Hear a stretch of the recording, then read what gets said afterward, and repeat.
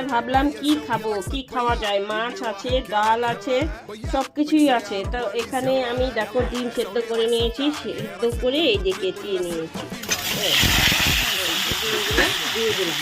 মানে ঠান্ডার মধ্যে ভাবলাম একটু ডিম খাই, ডবল ডবল ডিম। দেখো ডবল ডবল ডিম খাবো, একটু শরীরটা গরম হওয়ার জন্য।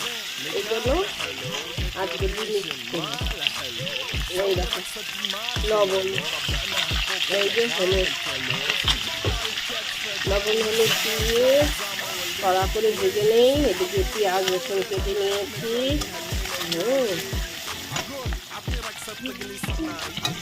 এই দেখো ডিমগুলো ভাজা হয়ে গেল, এখন তুলে নেই। ডিম ভেজে তুলে নিয়েছি। এই কড়াইতে এই যে তেল আছে, কালো জিরে দিয়ে দিলাম। কালো জিরে দিয়েই আজকে একদম কষা কষা করব। তো দেখো এখন পেঁয়াজ, এই যে রসুন এই বেশি করে নিয়েছি, কাঁচা লঙ্কা কুচি, হ্যাঁ